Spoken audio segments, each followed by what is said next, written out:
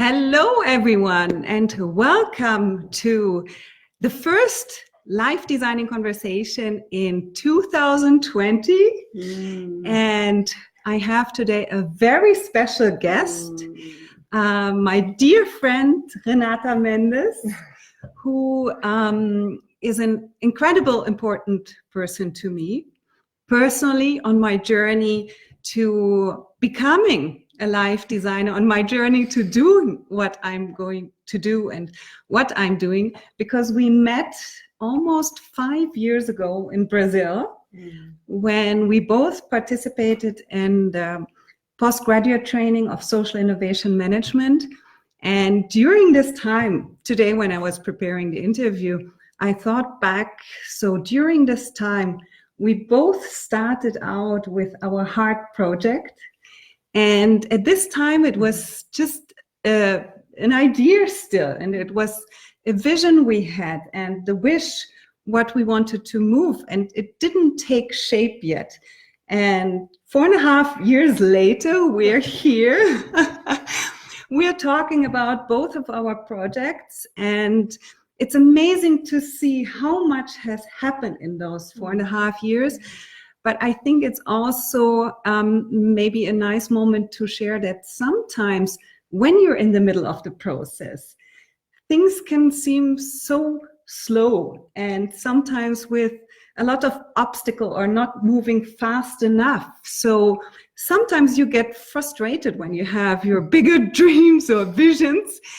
But if you pause for a moment, if you look back what you have already accomplished in an amount of time of maybe 6 months, 1 year, or in our case then 4.5 years, it's amazing. It's amazing. So it was really a wonderful reminder what has happened in this time. And Renata, she is an expert. So she is doing so many things, and I think it's going to be really difficult to explain all of them, what you're exactly doing. But I want to explain maybe the two main projects that I was following. So the first, you're the founder of Act Veda.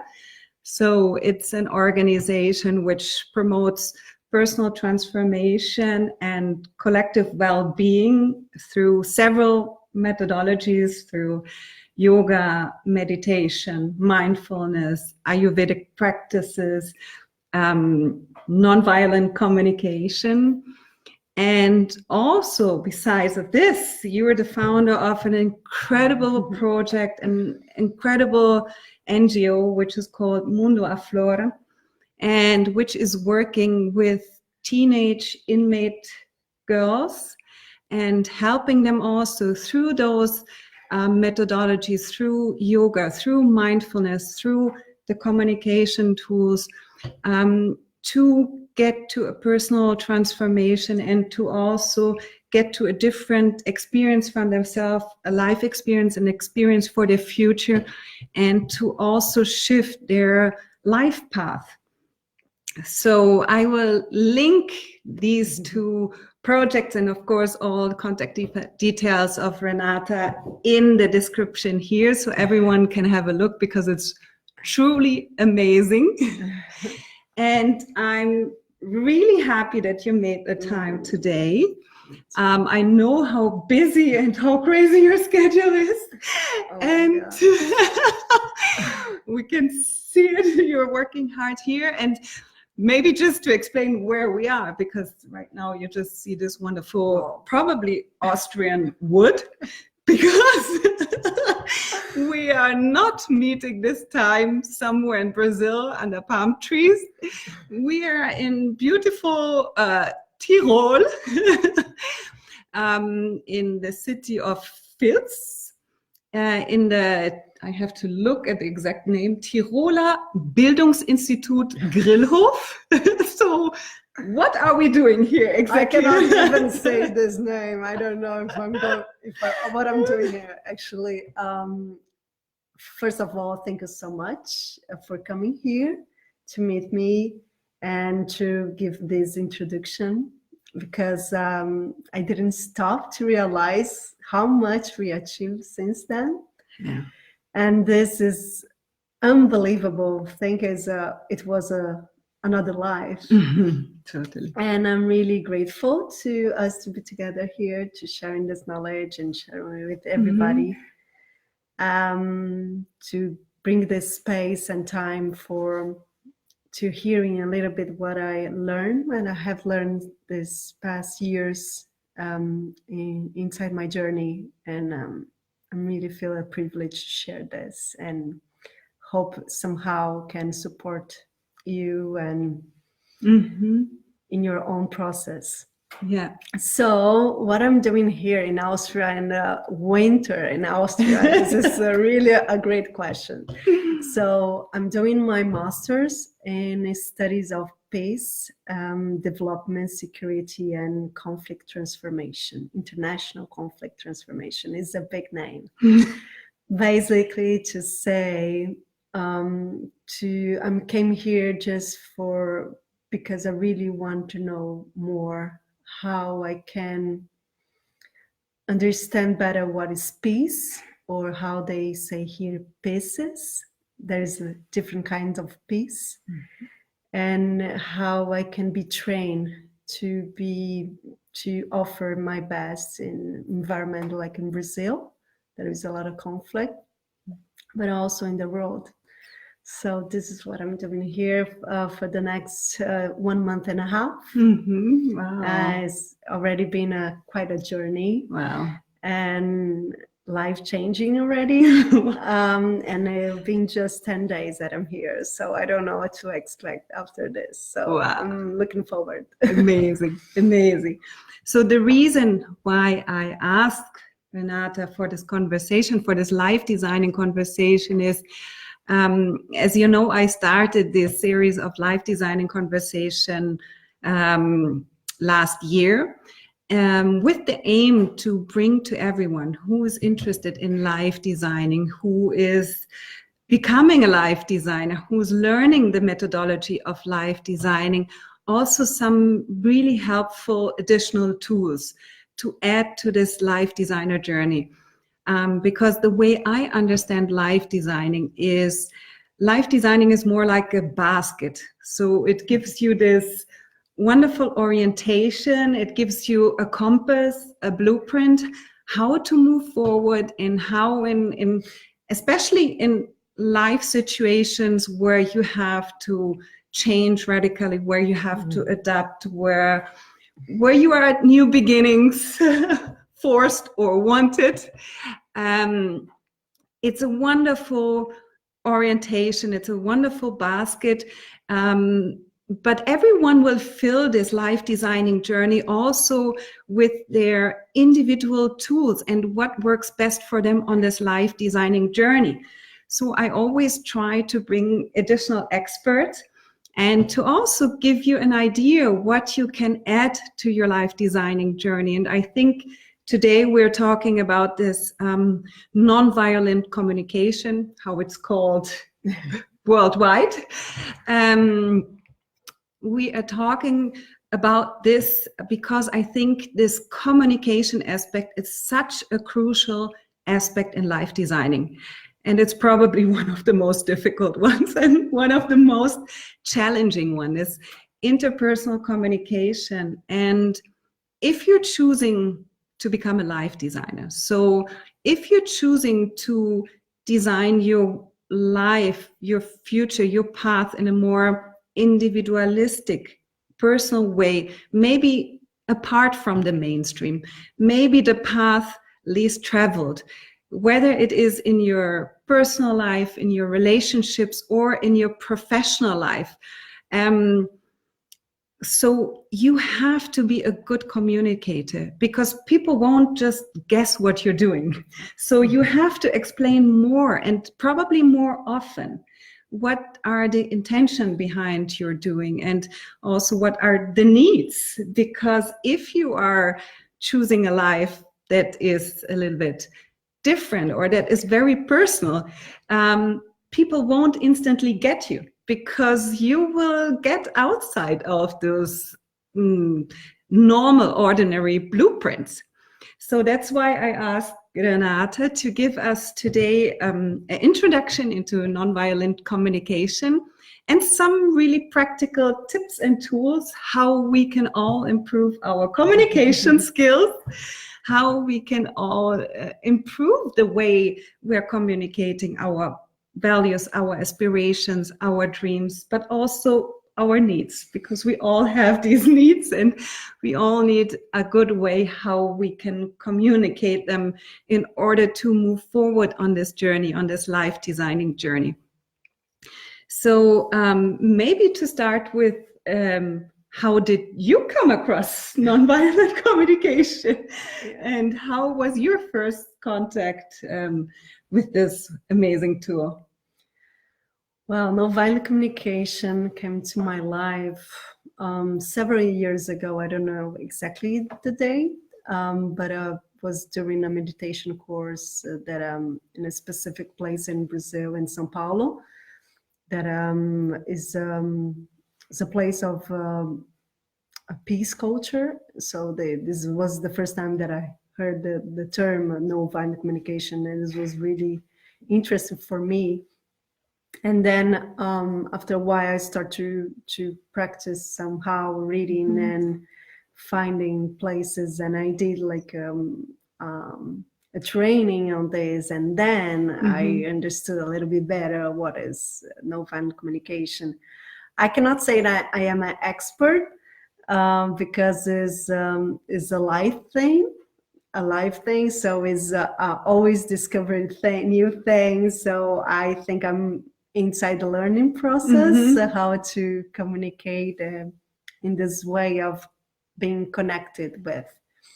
So my history with this, why I search for this is because I, as Yvonne said, that I work with the self-knowledge and in Vedic traditional, so I knew myself a lot. I worked with this, meditation, mindful, and yoga, and everything. I knew myself a lot, but somehow my words, when came out of my mouth, wasn't exactly aligned when I thought I was, and so I heard sometimes like I was too much honest or too much violent and aggressive, inflexible. And I always got super reactive with it. So when I start to understand a little bit better about nonviolent communication, this brought me like a tool to actually express myself in a very honest way, so I can connect with another person and not necessarily just vomit what I want to say and the other person deal with it. I know exactly what you mean. I know, because sometimes you think the challenge is already knowing what you want to say and having the clarity and figuring things out. But the even bigger challenge, as you said, is communicating it in the right way, and also through the communication, connecting with the other person in the right ways, and even allowing a connection, because the nonviolent communication or the right communication is really the communication that doesn't separate, but that connects. And this is what we all are looking for when we are creating our life and creating our future, that we are looking for connection. Yeah. So this was really important for me, because there is a longing for connection, and I didn't know how to do it. And this is one of the reasons I'm here too, because nonviolent communication is one of the tools that can be a tool, but it's more about that tool or a skill that you develop, but it's a way of you perceiving life and perceiving yourself.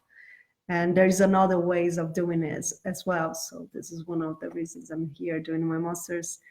And nonviolent communication, there is a really interesting meaning because my background is from Vedic traditional. For those who doesn't know what this means, is from India. Very classical, one of the most ancient knowledge that we have. And non-violent communication comes from the word ahimsa in Sanskrit that was translated as non-violent communication, but it also means absence of violence. Absence of violence is connection.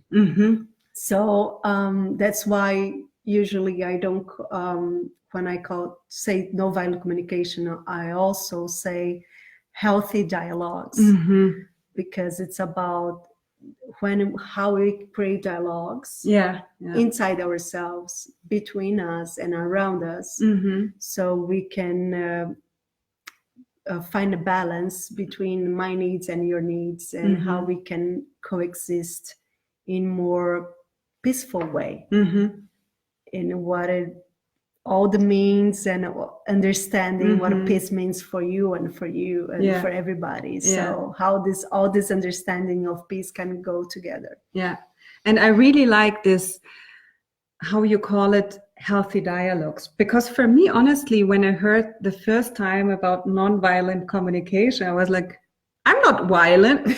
I don't need it. But violence can come in so many different forms, and it can be also a frustration. It can be a frustration, even a frustration we keep inside, and it can be a violence also against ourselves. So, but with the term of healthy dialogues, I think more people can instantly connect better to it. And so this healthy dialogues, so it's not just something for peace negotiations in the political arena.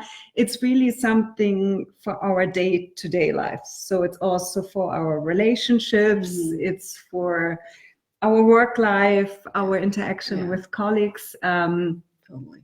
So it's something that is really down to earth, and not some nice theory or nice methodology where we say, well, that's great, but I cannot use this for myself.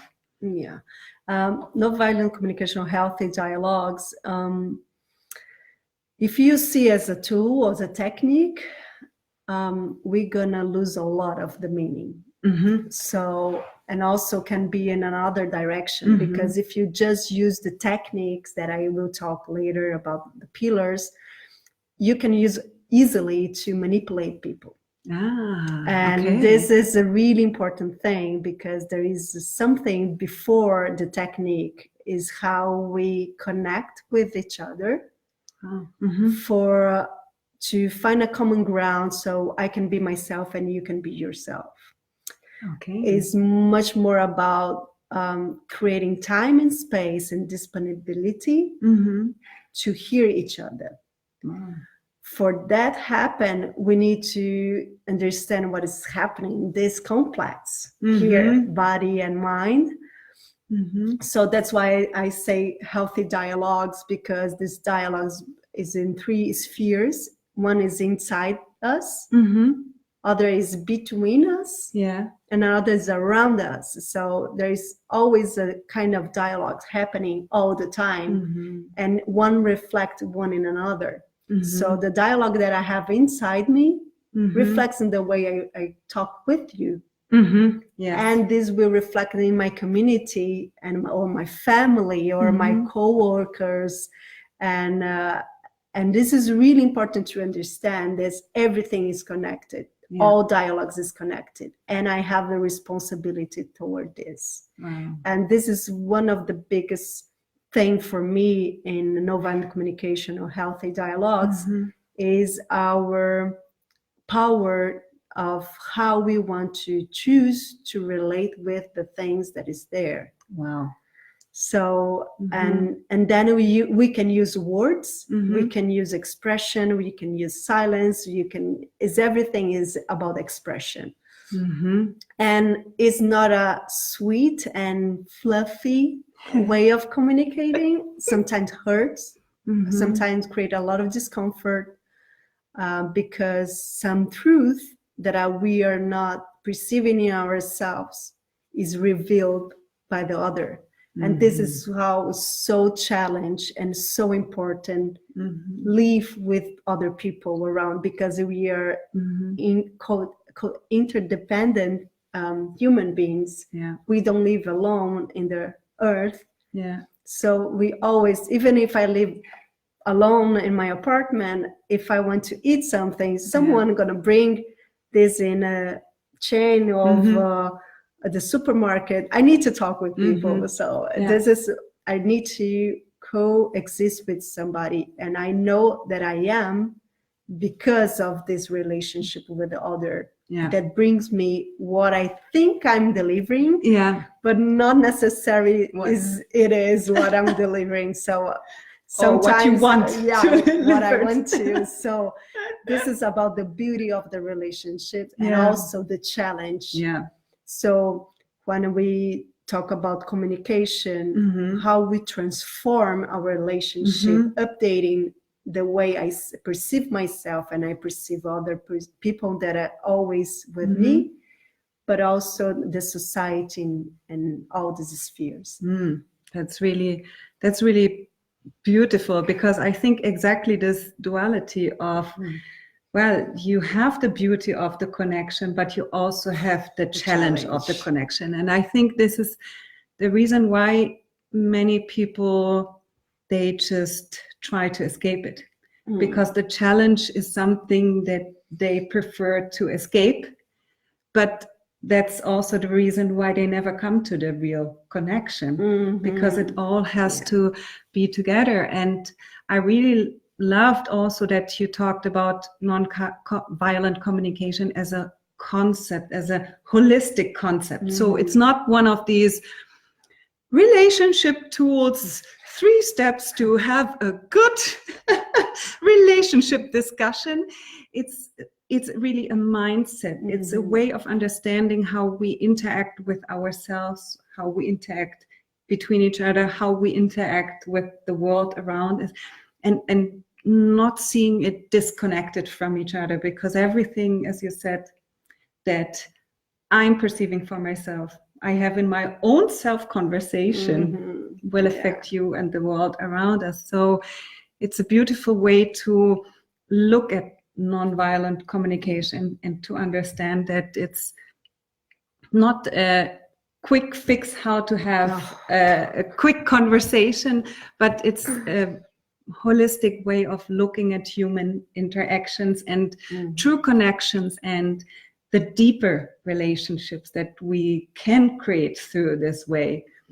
And so, but this sounds also very like overwhelming a little bit. So is it something that still you can use in your day-to-day life without maybe studying nonviolent communication for years? So are there some practical things that we can nevertheless also as beginners or starters use right away? Yes, sure. Actually, it's like I totally recommend 100% everybody. This is a tool for life. So if you've never heard about it, just search, and I will put some links over there. There is a beautiful video that is really brings the essence of nonviolent communication through the Marshall Rosenberg. There's the founder, or the one who put all this idea together, and he's the better person to say about this than I am, because he wasn't here.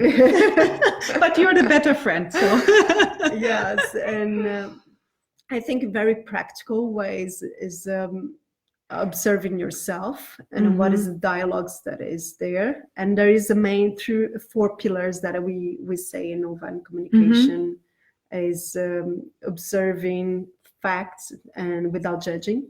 And this is already a life lesson practice. So how you perceive things without judging. And this is in these 3 spheres, so inside myself, between us, and around us.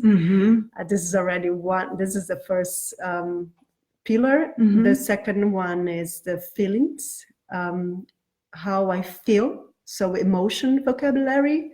So understand what is my emotion vocabulary, and how I can understand where I feel and where I feel in my body. So when I feel angry, well, where I'm feeling it. So when I'm feeling frustrated, where I'm feeling it. So I can have a sense of connection with myself first, and then an empathy, self-empathy with myself, and then I can look to the other person needs, feelings, empathy, and all this kind of that. But first need to be with myself, because if I am disconnected with myself, at some point I'm going to start to be violent with the other person, because I'm being violent with myself. So, and the third pillar is about needs. And these needs is the universal needs, human needs, that the sense of belonging that you were saying before, because when we try to avoid conflict, we are avoiding also the connections. And this brings the flip sides of this is I feel alone, I feel isolated, and my sense of belonging as human being is not there anymore. So escalate the conflict. And this is conflict is normal and natural from human relationship. If you are human, you're born as a human, you're gonna have conflict. This is the good news and the bad news.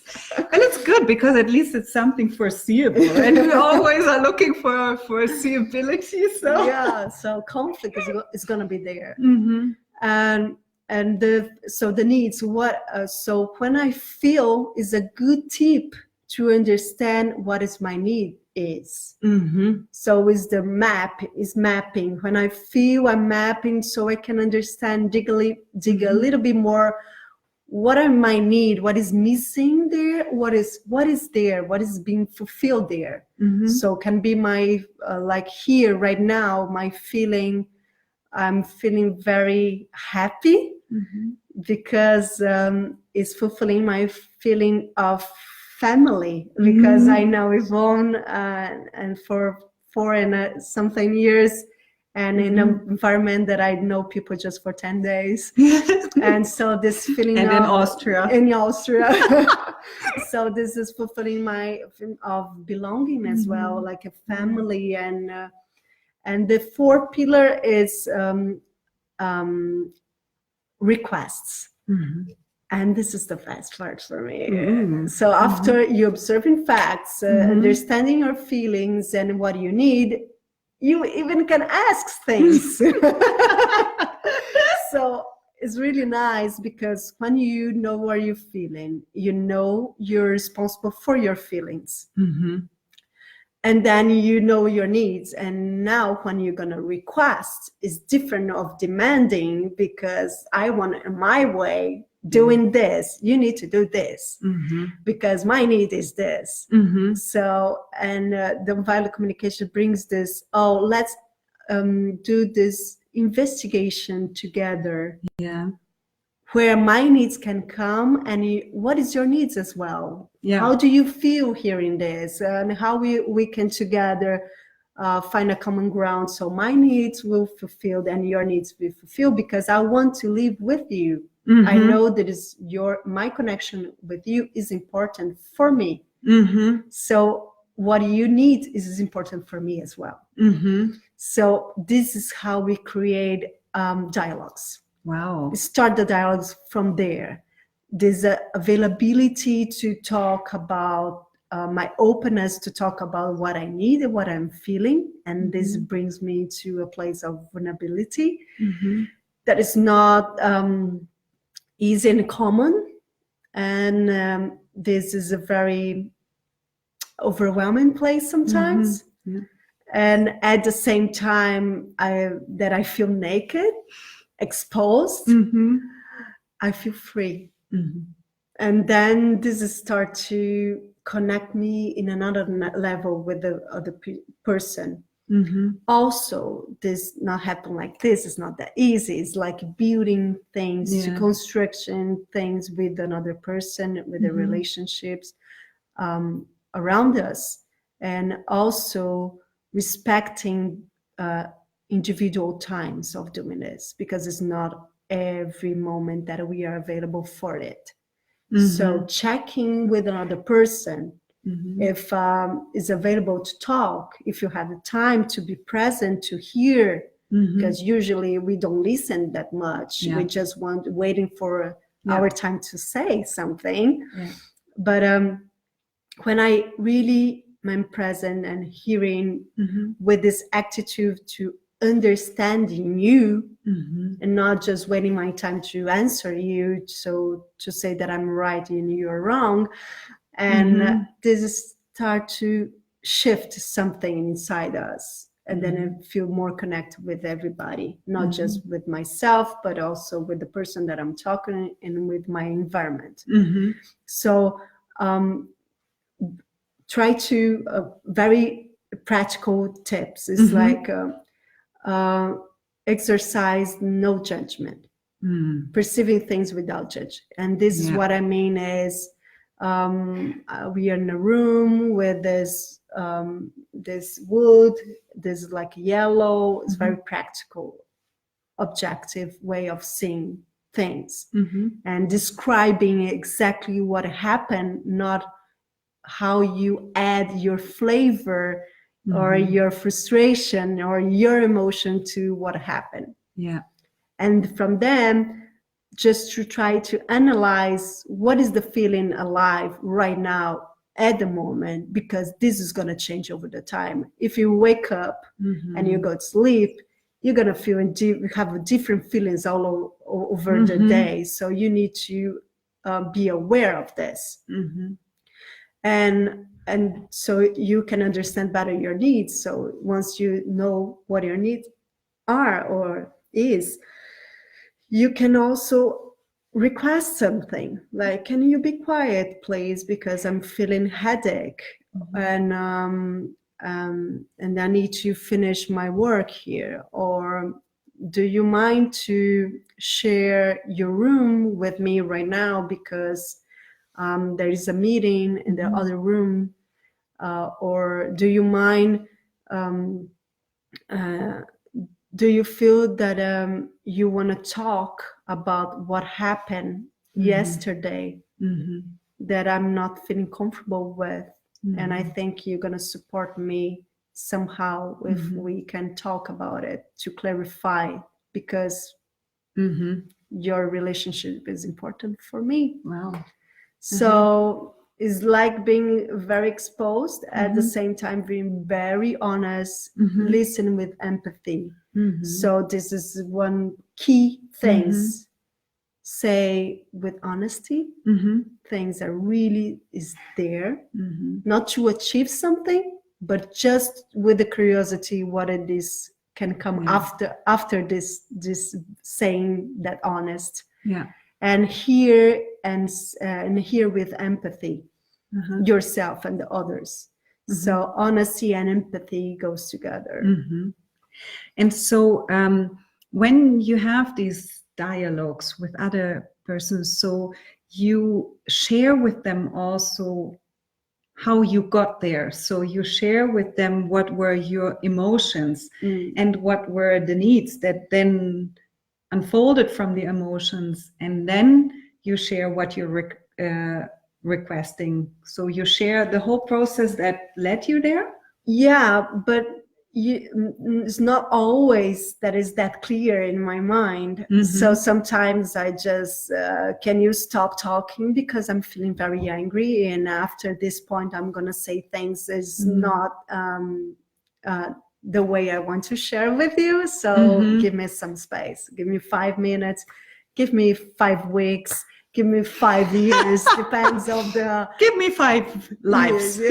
Depends of the topic, because sometimes we are very sensitive, and we need to be aware, and we are responsible to ask for a break if it is overwhelming as well. So I don't need to we also can be very spontaneous, saying, oh, there no need to be like a robot to saying all these steps. Is listen, it's not clear for me. Can you say one more time, or can you explain more? I disagree with you because of these points, but I really like the way you approach this. So thank you so much. So it's not about having the same opinion. It's about agreeing and disagreeing. Okay, great. This is an important point, agreeing and not agreeing, because it's easy to have a constructive conversation if you both have the same aim, if you both have the same value, if you have the same idea for your business or for your relationship. But when you're not agreeing, and then first of all, I wanted to know, is it also working when just one person applies this and one person is just very conscious about the proper communication with themselves, with the other? Or do you need two people having the understanding? Is a trigger a question, because my understanding is everybody had this. It's not something you need to be trained to use nonviolent communication to say nonviolent communication. I know a lot of people never heard about it and apply this. So it's not about the training specific. I think it's a mindset and also a background. And so how we express, if we were raised in a very loving and open place that we can talk about things, even taboo things. This kind of people have more is more facility to say things and honest and receive also feedback of the things that you don't agree with. Personally, I don't think you need like it's everybody needs a training. Two people need to say this, otherwise it's going to be oh, you're talking with nonviolent communication with me, can you stop it and be just about connection. I think is connection is is a very basic need of human beings. So this is there already. It's not a technique that we don't know about it, but it's already there, and you need just to access inside ourselves. Because and to really be honest and vulnerable and just showing up like what is there, really there. And in nonviolent communication, what brought to me is not even to the connection is not being together. It's just respecting and how we can decide to not be together anymore. And even though maintain your importance in my life and my importance in your life, even if we just need more space or we are not cohabitating anymore. So it's a really big topic, I know. And but also is if you are willing or if you're interested to this topic, I strongly recommend you to see some other videos and everything to understand and this way, and to see how you can study more, understand more, and practice more, and and also enjoy building connections, because it's something that we can actively do, and so often we actively deconstruct connections, especially when we're in a moment of life changes.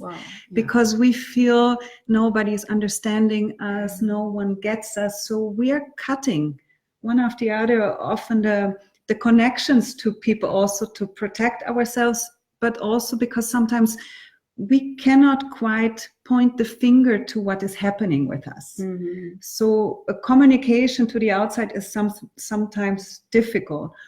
But to also know that at any given moment we can reconnect. and the reconnection starts with ourselves. And this is the person we can always start the dialogue to. And it was really nice to hear now that there are so many similarities to what it means to be a life designer. Because what it means to be a life designer or to behave in a way of a life designer is someone who is trying to be very non-judgmental, to be able to observe, to be able to observe what is happening to you, what is happening through others, and not right away putting a label on it, judging it as, oh, this is good, this is bad, this is a failure, this is a success, but just for a while stay with it. And I think this is also a virtue that we sometimes have to reconnect with, to stay with things, to not immediately put them there, but to stay with them and to give also the opportunity that other things grow out of them. And also in life designing, this aspect of curiosity is such a big thing, which is a big part in nonviolent communication, because you approach other people with curiosity again, and you're curious what they are truly communicating. So this concept also of the deep listening, which we learned in Amani, which is so wonderful, where you just relearn to listen, where you stop having the answers the moment that the other person is starting their conversation, and you already know, oh, I know what the outcome is, so I can already prepare my answer now, because then it's really good when it comes out. But to just listen and ask more, and one more question, and one more question. So I imagine this is also a part of the nonviolent communication, the asking of questions. Yeah, and also one thing that hearing you was really coming alive for me. It's about the moment. What is alive in the moment? Whatever it is welcome. Yeah. So that's why the not judgment mindset is really important, because if we start to criticize what is happening, even if it's feelings or needs or ideas or anything, is start to oppress and be violent with ourselves, and this will be in our actions, and this will be in our words, and it will be in our life, and majorly it will be in our mind, the way we think. So this is gonna be like a block how we perceive life in a different way. So if we it's really important to what is now, and to deal with uncertainty in a level of let's see what's gonna happen next. Because what is the only reality is right now, and I can just deal what is right here, right now. Otherwise, I cannot deal with life. So they have this curiosity to see, how it's gonna unfold. Because I have no clue. I have some experience that is really good, but what is now, I have what is going to be next, I have no clue. So this is what is really the beauty of the healthy dialogues, nonviolent communication. Oh, it's so beautiful. It's so beautiful because it's also so aligned. And I think the life designers here, they heard me saying this a lot of times, that life designing, also the concept of life designing is as well to find the beauty again in uncertainty. Because once we find the beauty, we also lose the fear. And we know that this uncertainty is the gateway to so many opportunities. Certainty is more the restriction. I don't know if we lose the fear, but we create a space, a container, so we can feel fear, we can feel happiness, frustration, with everything that comes with uncertainty. So we we acknowledge everything without thinking this is not a good thing or bad thing. So that is the judgment part. So everything is a welcome during the uncertainty, everything, all the feelings, because feelings are just expression, reaction of being human. So it's just connecting with our own humanity. Wow. Wow, this is so beautiful. It's so beautiful because it's such a different dimension to conversations. Yes. It's really a different understanding. And I think, well, to wrap up what we have been talking now for almost 45 minutes, it's always time is flying, but is also to see conversations again or dialogue again in a much bigger context, in the context of reconnecting with ourselves, with the partner next to us, but with society, with people around us, our environment, and to also probably slow down in communication, because if we don't slow down, it's hard to have this differentiating between, is it a fact? Is it a belief? Is it a judgment? And then also we need to slow down, and we need some time to understand what is our feeling, because it's sometimes we are so used to just roll over it that even if we feel something, we cannot probably say, is it jealousy? Is it envy? Is it anger? Or is it frustration? So to give ourselves time again for real conversations, to give ourselves time for real connections, and to understand that all the conversation and connection always happen in a broad picture and always start with ourselves, and that this is also the most wonderful journey towards communication, this journey to ourselves again, and this reconnection. And also the language shape our mind. So we need to be very careful with our language, because we are shaping the way we see the life and ourselves. So it's really important. Wow. Wow, I think so with this we have, I think, so much for our life designers, for the friends of nonviolent communication, and probably everyone has to watch it in bits and pieces. And we are going to link additional information about the healthy dialogues, about this methodology, about this framework and way of thinking. And I hope that you found some really helpful and insights, ideas, how to look at your connection with others and how to enrich also your life designing journey and this journey of being curious, being non-judgmental, of opening up to new tools and new people.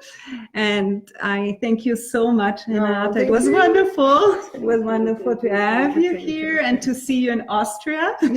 Not in Brazil, but in Austria.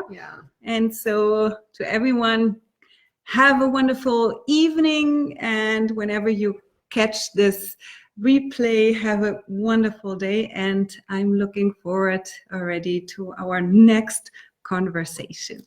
Thank you so much for your attention, presence, and I'm looking forward to connect more. Bye-bye. Bye.